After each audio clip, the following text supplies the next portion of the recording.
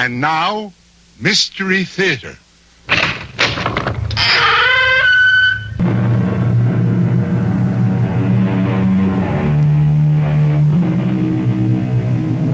Come in. Welcome.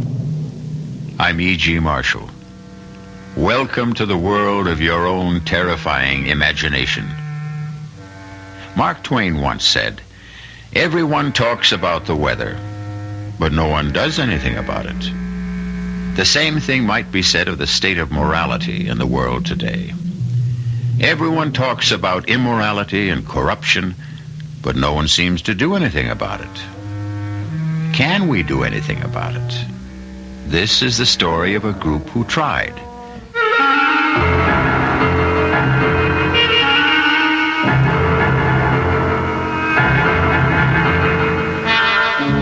Our mystery drama, Ordeal by Fire, was written especially for the Mystery Theater by Murray Burnett and stars Mandel Kramer.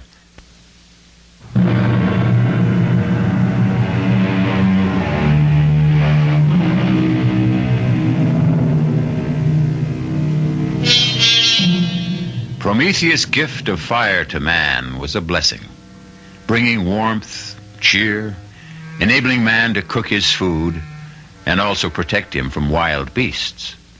But along with the benefits came drawbacks. Fire proved to be destructive and sometimes deadly, and man used it often to destroy. Thus was born the warning, "Don't play with fire." However, those who created one warning didn't follow their own advice, and they inevitably learned that they should have. Bob! Bob! Over here! Ava, I wired you not to meet me at the plane. I had to. Bob, I'm so glad you're here. Darling. I've missed you. Me too, darling. I know I shouldn't have sent you that silly cable, but Bob, I am so frightened. It's all right now. It is all right. No, it isn't. I know how important your China trip was to you, but I had to bring you back. I tried to handle this myself, but it Handle what? Not here. Let's have a cup of coffee and I'll try to explain.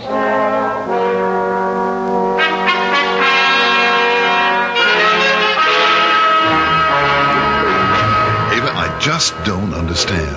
What's your father afraid of? I don't know, and he won't tell me. That's why I sent for you, Bob. Maybe he'll talk to you. You know, darling, if you were anyone else except the level-headed, beautiful girl that I'm going to marry, I'd say this whole thing was nonsense.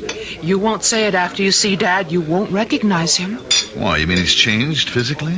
Not so much in appearance, but in his attitude. You know the way Dad was completely self-assured, positive. Yes, and sometimes wrong. Of course, who isn't? But you don't get to be the head of one of the largest corporations in the country by running scared. And Bob, believe me, Dad's terrified. Can you picture Vern Marcus scared?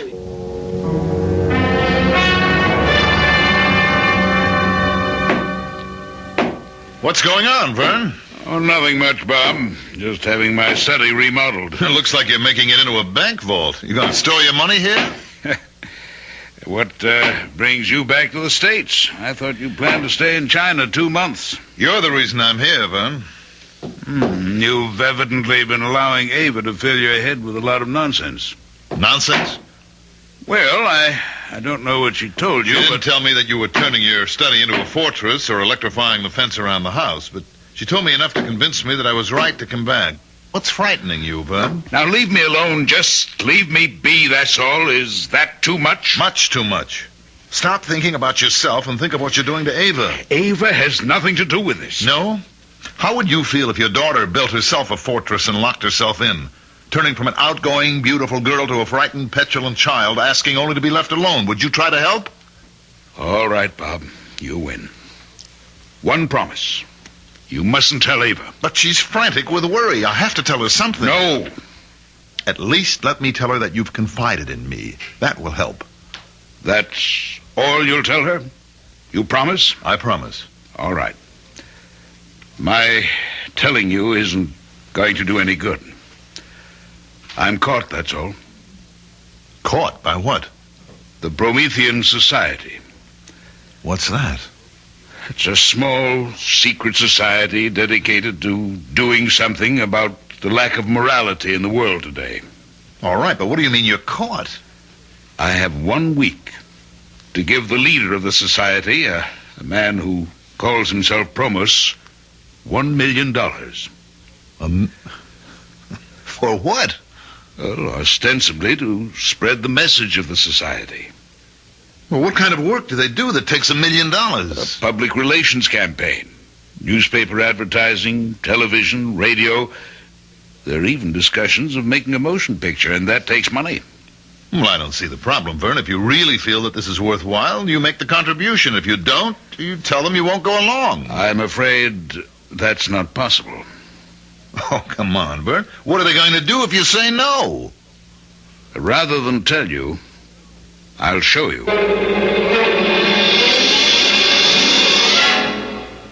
Timmy, Bob Steele remembers you. I'm sure you remember him. Sure. I remember, Bob. How are you? Well, I'm fine, but what are you doing in the wheelchair? Learning how to operate the darn thing. I can move it pretty good. It's the brakes that bother me. Oh, watch it. That's all right. I've got you. Oh, thanks. Now, Vern, what brings you here? Well, actually, it was Bob. Bob? What can I do for you? Well, Vern seems to be passing the buck. I'm trying to find out what's got him so uptight, and he told me that... What have you done, Vern? What have you told him? Well, nothing yet. You see, Ava cabled me in China because she was so worried, and I came back to try to help. How much have you told him, Vern? Well, about our joining the Promethean Society, and that they've asked me for $1 million in contributions, and they asked you for half that, and you didn't pay. Well, Bob wanted to know what happened to you, so I brought him here to show you. You want to see what happened to me, Bob? Unwrap the blankets around my legs. What? Do as he says. And look at his feet. Good Lord. What happened? 3rd-degree burns. The doctor tells me scar tissue will take about 6 months to form. Oh. And then I can start to learn to walk again. How did it happen? I was here, in my house. One day, my feet just burned up. Tell him, Timmy. That day was just 2 days after you refused to contribute the $500,000 that Promos had requested.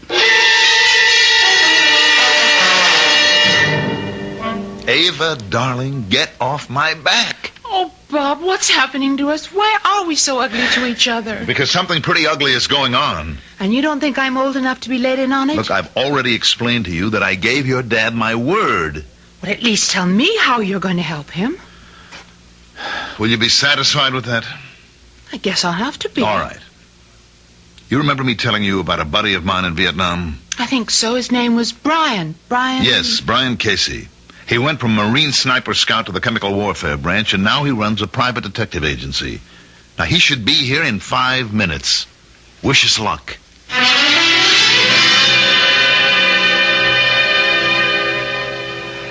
can't do it, Bob. I just can't. Vern, think what we're asking. Only to stall. He'll tell me I've had enough time. I've known about this for weeks. He's right, Bob. Look, Casey, I brought you here because I believed you could help. Now, if you're going to agree with him... Just stalling isn't enough, Bob.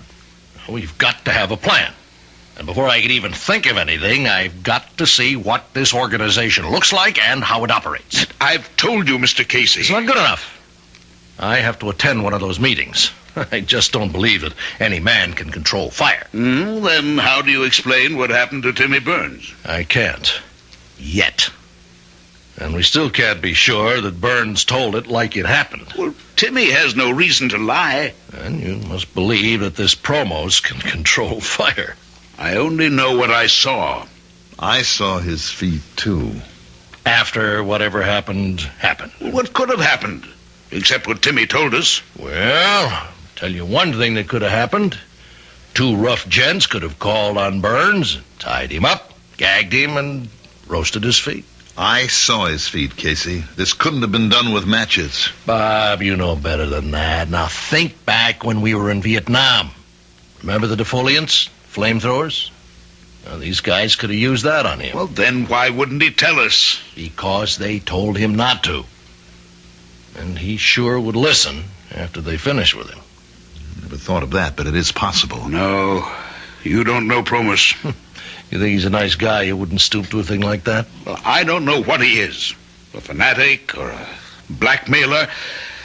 But there's an aura of power about him and a certainty. Now, I don't know, but I'm sure that he doesn't have to use others. And certainly not thugs like you describe. Well, that's why I have to meet him and see his operation. That's the only way I can help. And I don't see what good that'll do. Let's look at your options, Vern. One, you can pay. Just the first in a long string of payments. Two, you can blow the whistle and go to the district attorney. With what? Tell him you joined the secret society willingly, that it's dedicated to restoring the moral tone of the world, and that you've been asked for a contribution. That's why I haven't considered the police. Or three, you can believe me when I tell you that Casey here is the toughest, most competent, and most highly trained private operative I know, in addition to being a buddy of mine from Vietnam. I'm not downgrading Casey. I just don't see what he offers. A long shot. You can take me to your scheduled meeting tomorrow night and introduce me as a sinner who's seen the light. I'm an ex-Marine, a Vietnam veteran. Well, I made a bundle in the black market, and now I want to give some of it to the Promethean Society to to make the world a better place. But I want to see before I give. And the reason you don't have the $1 million is that you wanted Promo's approval to allow me to chip in with you. Huh? That makes sense, Vern. And if Promos doesn't go for it, or I come up with nothing, you can always pay.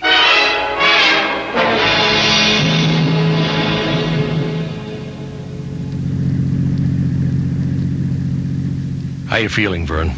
Nervous. Very nervous. I wish Bob could have come.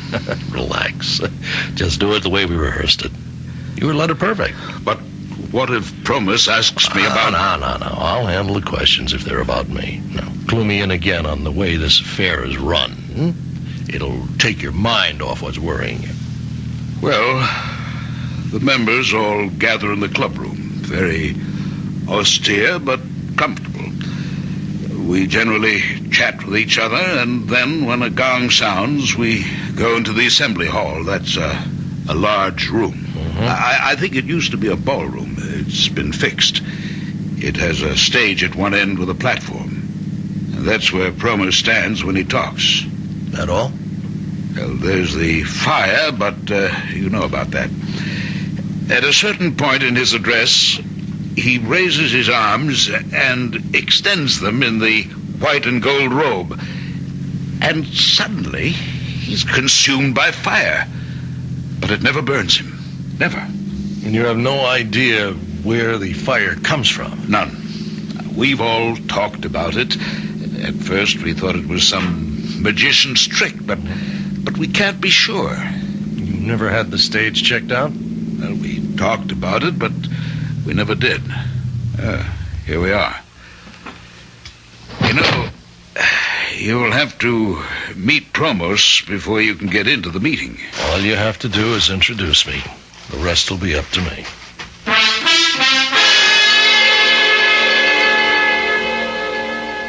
So, you would like to join the Prometheans, Mr. Casey? Well, that's why I'm here. Now, what's with this bit about taking your shoes off? If and when we accept you, we'll explain our rituals. But we do not allow you into the inner chamber with your shoes on. What do you know about the Prometheans? Well, only what Vern Marcus told me. And what was that? Well, it was pretty general that you were an organization doing something about the shocking philosophy in our contemporary society that anything goes as long as it makes a buck. Now, why do you feel so strongly about it? Atonement.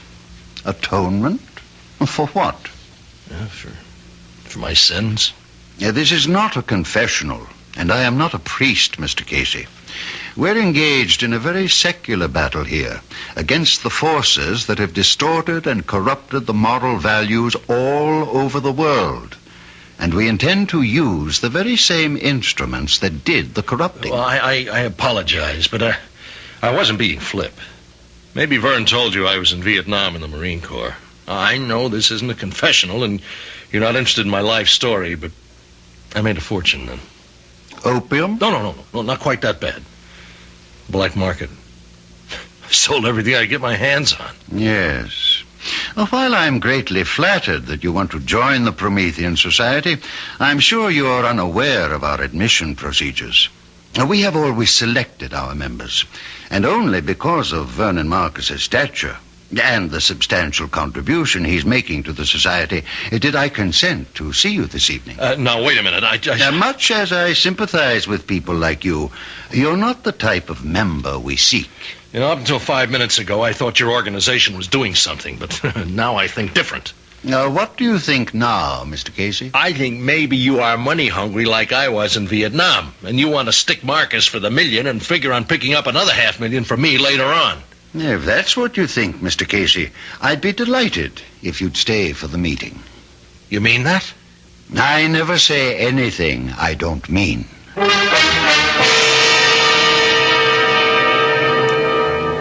The world is made up of believers and non-believers.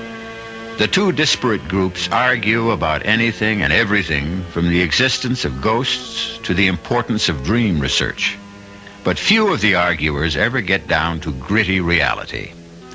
In just a moment, Brian Casey will see for himself the existence and power of Promethean fire as controlled by Promos when we return with Act 2.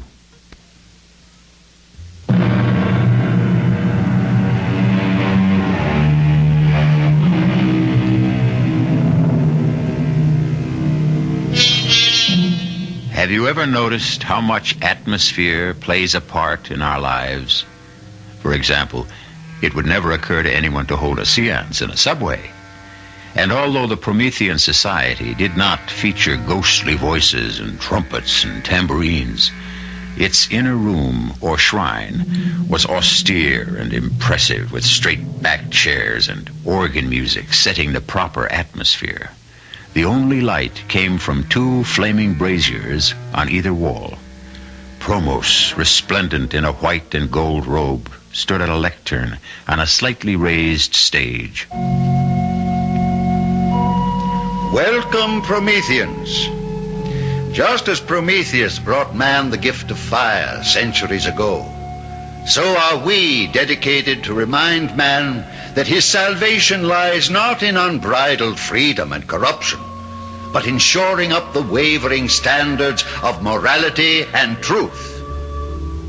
Tonight, we extend a welcome to Brian Casey, a man who has indicated his desire to join with us, and who, after he has passed our scrutiny and been accepted, will undergo the rites of purification with which you are all familiar.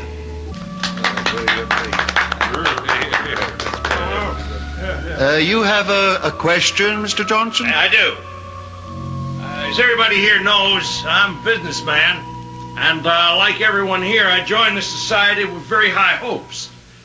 Yes, Mr. Johnson. Well, put it bluntly, the hopes haven't been realized. Could you be more specific? Well, we all know it takes money to mount a campaign of the proportions you outlined to us, and we all contributed at the onset. Now, some of us have made further and exceedingly generous contributions, and I still haven't seen anything that in a business sense would justify these outlays. You are asking for an accounting? Well, I'm asking for some sort of indication that something's being done. You ask for a sign, a hopeful sign, which you expect to find on the page of a ledger. No. And you shall have it.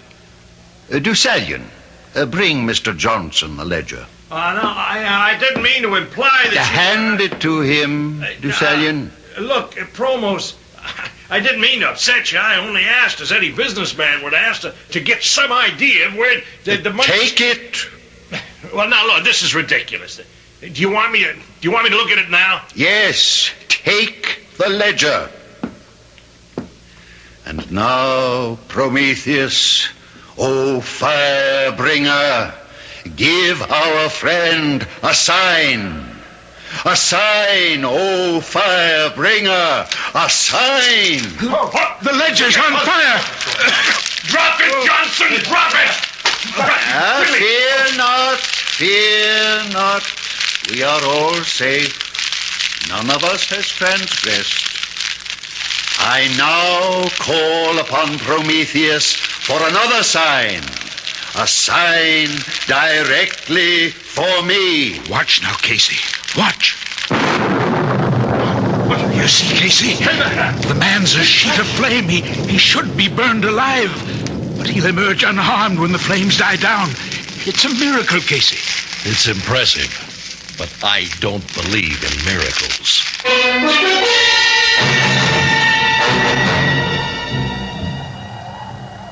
Well, Casey, what'd you think of the meeting? I can shake you up pretty good. I'll tell you more when we get into the car and start home. Mr. Marcus. Mr. Marcus. Yes, Promos? Haven't you forgotten something? Oh, you mean... Your contribution. The society has been counting on it. Of course. You understand that I've had some difficulty in... You've had plenty of time. I know. But I can't... Have you changed your mind about making the contribution? Oh, no, not at all. I was just waiting for Mr. Casey here to... Mr. Casey informed me of his wish to contribute. But I must ask you, Mr. Marcus, in front of Mr. Casey here, are you completely familiar with his background? Why, yes, I think so. Now, what are you getting at, Promos? You're not yet a member. We cannot accept outside contributions. Well, what's that got to do with my background? Your background will determine whether or not we accept you. That's fair enough. If you accept me, you can take my $500,000. If not, it's up to Marcus to make the total $1 million contribution. Yes, I will. When can I expect to hear about my application? I should say within the next 48 hours. Yes, definitely within that time.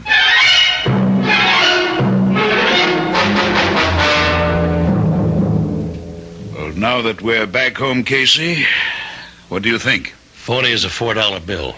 Well, what do we do? Blow the whistle, Bob. Go to the DA. Raid the joint. I guarantee you'll find all sorts of gimmicks that produce the fire Promos uses. You're being blackmailed. You don't want to give the Promethean Society $1 million, do you? No. Yeah, but you're afraid that if you don't... Stop right there. Now, you saw what happened to Timmy Burns. That's what I'm afraid of. Do you have any explanation as to how Timmy's feet were so badly burned? Oh, not at the moment. I thought I did when we were made to bathe our feet in water at the purification rites, but my theory was wrong. What did you think it was? I thought, Bob, there might be some delayed action chemical in the water which might have caused the burns. But I checked my feet after I got home. Nothing. Just plain water. Well, what's the next move, then? Now, before we talk about any next moves, I need a straight answer to two questions. One, can either of you guarantee that nothing's going to happen to me? Two, if we call in the police, can they give me the same guarantee? The answer to both questions must be no. Casey, thank you for your trouble. I'll send you a check. It's been nice to meet you. Goodbye. Now, wait a minute, Vern. You haven't heard... I've heard all I need to. It's not your skin that's in danger of being charred. Neither of you have anything to risk. I've made my decision. I'm going to pay.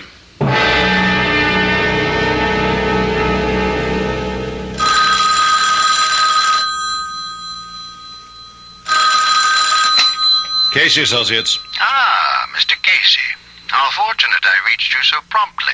Who is this? You don't recognize the voice? Promos? Exactly. Now, I don't suppose I have to spell out our decision on your application. I don't understand. Oh, come now, Mr. Casey. The little game is over. Since I've called you at your office, you must realize I know you're a private investigator. So? Well, surely you don't expect the Promethean Society to... I'm a private investigator. Now, does that make me a second-class citizen? If you've done any checking at all, you've found out that I was in Vietnam and that the rest of what I told you is true. Please don't excite yourself, Mr. Casey. Private investigators are, by nature and profession, skeptics. Philosophically, you can't possibly be attuned to our lifestyle. Therefore, it's my irrevocable decision to refuse you membership. I called because I wanted to tell you this personally. Okay. It's your candy store. Not entirely, Mr. Casey. Although my instincts tell me you don't accept it, there is a god involved. You remember Prometheus? Look, Promos. I would like to hire you, Mr. Casey. What? You do undertake assignments that are of a protective nature? Yes, but It would be to our mutual advantage if you would. I have reason to believe that my life may be in danger.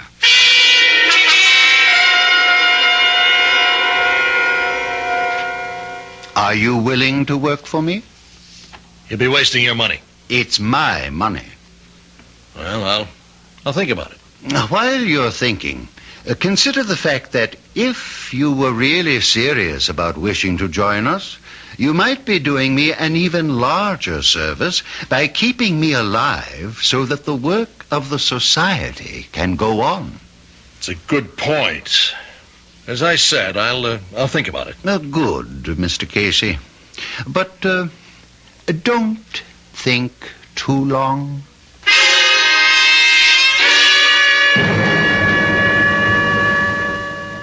I'll tell you, Mr. Marcus, he's getting nervous. Otherwise, he'd never have tried to hire me. Maybe it's true. No way. Promos needs protection as much as an intercontinental ballistics missile. You agree with me, Bob? Well, it looks that way. Well, I don't see how it changes my situation. I still have 24 hours to pay. Correct.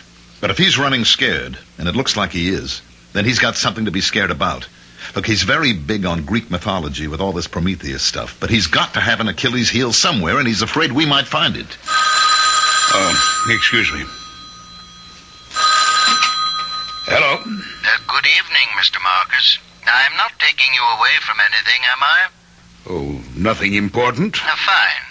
I called to ask if you were aware that the guest you brought the other night was a private investigator. You mean, Brian Casey? Yes. Well, does that disturb you? Somewhat. A man of his type is hardly Promethean society material. Well, I'm sorry if I made an error in judgment. It doesn't matter. I've just called to tell you that Casey will not become a member, and therefore you are responsible for the entire $1 million contribution. You understand? Yes. Yes, I understand. My feet! My feet! They're burning! What? Get something! Water! Something! Burning? I'm burning! In the kitchen! Pail! Are you talking to me, Mr. Marcus? I'm sorry. There's some trouble here. No, I'm sorry, but... You'll have the money tomorrow night. Goodbye. Call a doctor! Help me! Don't roll your feet under your body. Here's a pail of ice water. Get your feet in here, quick.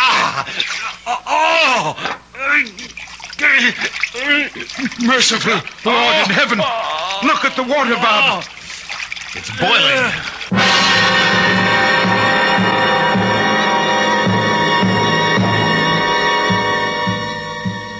What can turn a pail of ice water into a bubbling cauldron? Promos would say it's Promethean fire. What would you say? What would you do if you were in Vernon Marcus' shoes? We'll be back shortly with Act 3.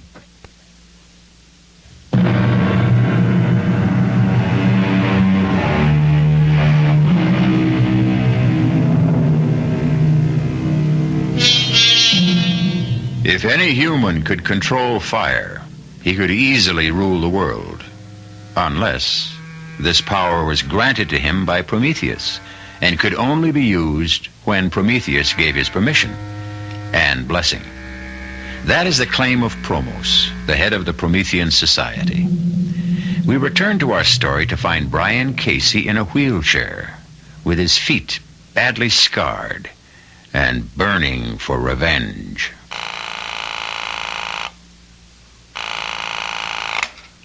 Hello? Bob, Casey, where are you? I'm at my office. But your feet... I'm in a wheelchair. Now, they tell me I'll be back walking in less than 3 months.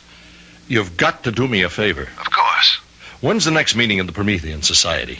Now, look, Casey, I don't want to interfere, but don't you think you ought to lay off now? Tell me.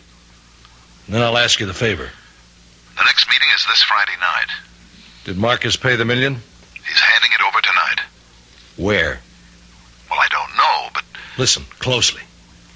I want you to persuade Marcus to invite Promos to a big shindig at his house tonight. I don't know whether... It shouldn't be too hard, but it's vital. Now, why wouldn't a guy come to a party to pick up $1 million? Casey, you ought to know better than anyone that Promos isn't just a guy. We both know he likes money. Marcus can say that he wants to make a big publicity deal out of the party. There'll be a lot of tycoons there. It'll be an opportunity for Promos to meet them. Some of them should be interested in the Promethean Society. And think of the impression it'll make when Marcus hands over the $1 million. Well, it's a point. It'll work. And think of the impression Promos will make when he shows up in his robes. Why would he wear the ceremonial robes? Because they're impressive, because he's a ham at heart, and because he has to for my plan to work. Your plan? What plan? It's better that you don't know, in case something goes wrong. Look, Casey, you're asking to use Vern's house, and... I give you my word Vern can't get into trouble. Now, you've got to make the shindig come off. Why? What's so important about Promos coming to a party? Because after he gets there, you're going to spill a glass of whiskey over those ceremonial robes. You've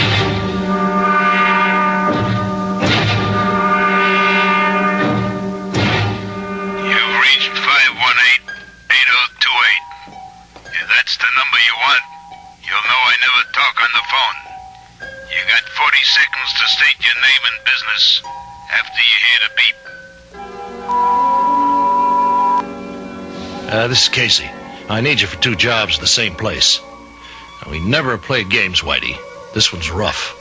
It can go all the way. But it's important to me. Now, I'd have come personally to talk to you, but I'm in a wheelchair. I need you, Whitey. Well, I hope you have good news for me, Bob. I did what you wanted. Promos is coming? Yes. It was easier than I thought. How'd you bring him around? I told him we owed you a favor. If this works, you'll be doing yourself a favor. Look, you were kidding about me spilling a drink over Promos, weren't you? I've never been more serious in my life. If you don't do that, there's no point to the party. What in the world is... Be clumsy, a little bump, and there goes the drink all over his robes. Now, you're terribly apologetic. Insist on having them clean for him. You can improvise the routine. Yeah, I guess. You still want me flying blind, huh? Until Thursday. There's a second part to this operation that has to come off before we stand a prayer. I'll see you back here Thursday at 4.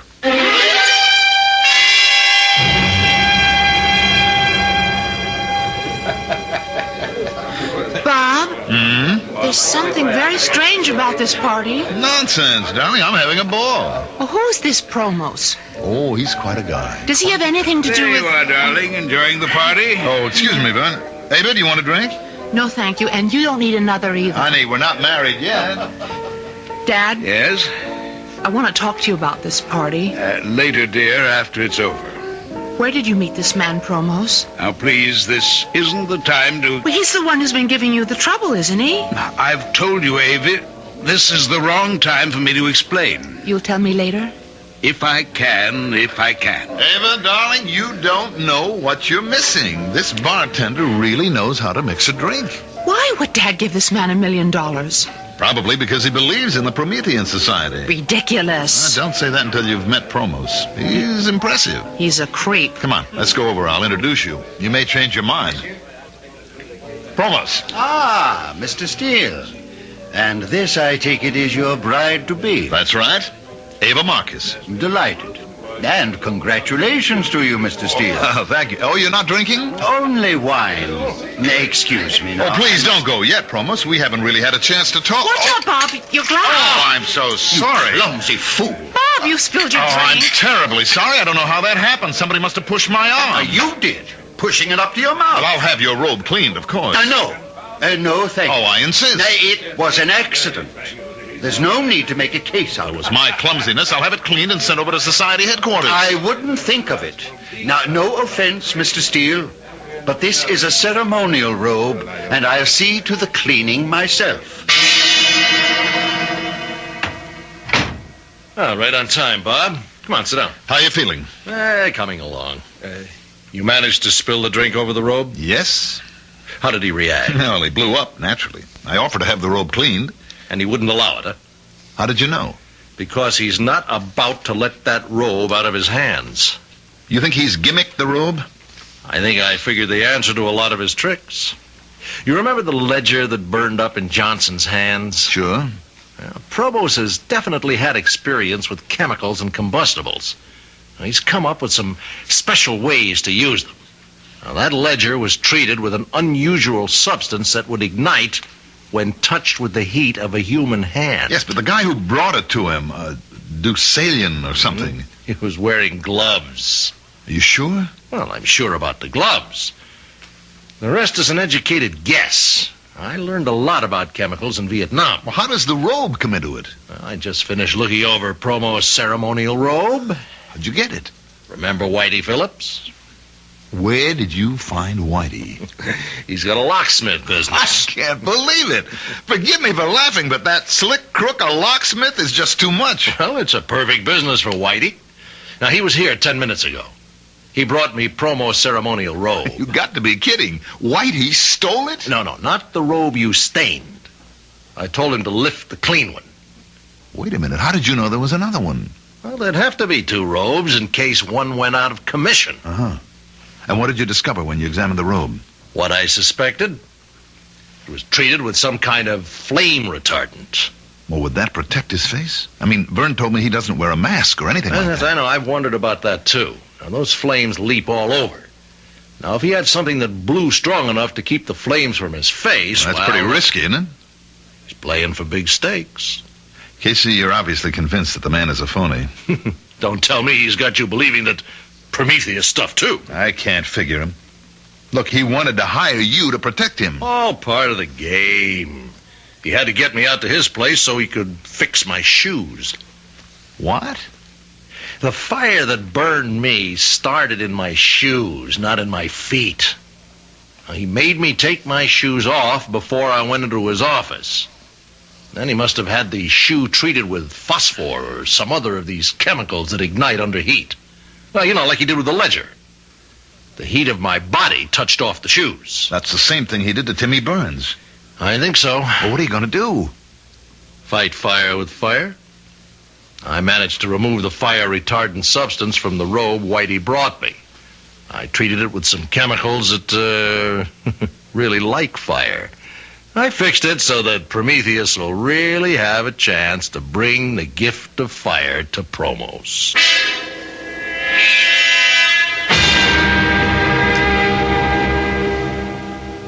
Whitey made it. Are you sure? Why shouldn't I be? Byrne just heard that tonight's meeting has been called off. Any reason given? No. Another date set? Indefinitely postponed. Now, do you think maybe Promos suspects something? No, we've got to trust Whitey. Why would Promos call off the meeting? Well, maybe he's packing in the entire operation. With Marcus Million, he may figure he's had it. Now, that leaves us up the creek. Only one option. We have got to get that meeting rescheduled.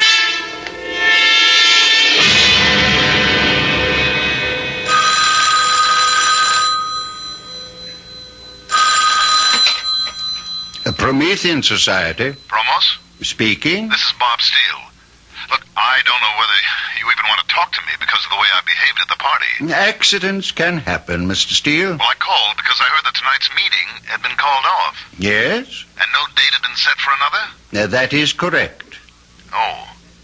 Well, I guess that's that then. Mr. Steele, would you mind telling me what you're obviously trying to tell me? Well, it probably wouldn't mean much to you anyway. It was only a small contribution. Contribution? From whom? From the group that I represent. You probably don't know them, but we're setting up an import-export business with China, and I talked to them about the society and you, and of course I could only tell them what Byrne had told me, but they were very impressed. And what has all this got to do with tonight's meeting? Well, it was kind of a wild idea to start. Without meaning any offense, Mr. Steele, I find it extremely difficult to follow what you're saying. Well, I apologize. I guess it's because of that spilled drink. I still feel embarrassed. I think I ought to just forget the whole thing and return the briefcase with their money. I think it would be a lot better and clear up a confusing situation if you came here and told me just what you have in mind. I'm sorry I took so much of your time, Promos, but I'm sure you understand how my group feels.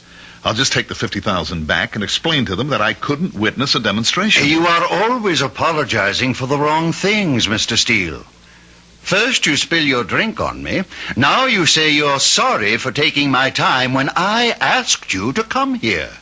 But you don't apologize for putting me in the position of a cheap magician putting on a magic show for money. I never intended any... Now, what did you intend? Just what did you tell these business associates? That I was some kind of sideshow freak who would become a fire swallower for a fee? What's the name of this game you want me to play? I'm terribly sorry. You're sorry? You've not only insulted me, but Prometheus. Well, I guess there's nothing for me to say. Oh, yes, there is. I'll give you something to say.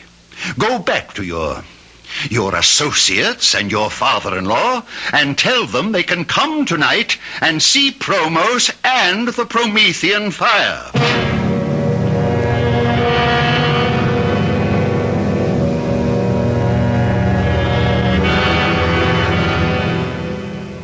I don't like it. What's going to happen? At this point, I don't know. Well, what did Casey say when you told him how Promos reacted? Good evening. I will extend no welcome to those of you who have come tonight, not because you believe in a cause, but out of curiosity. I don't like this, Bob. Tonight, will you have the courage to face Prometheus, as I do? Oh, Prometheus, bring me your gift, your gracious gift of the purifying fire. Behold the fire, the consuming flames that Prometheus... Take it off! Take it off!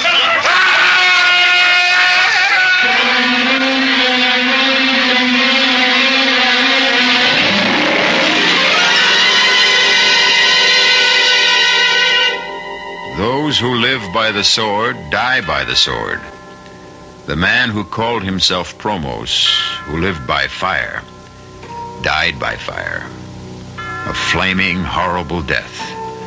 A warning to whom? To criminals, and perhaps a warning from Prometheus, not to misuse the gift he brought mankind. I'll be back shortly.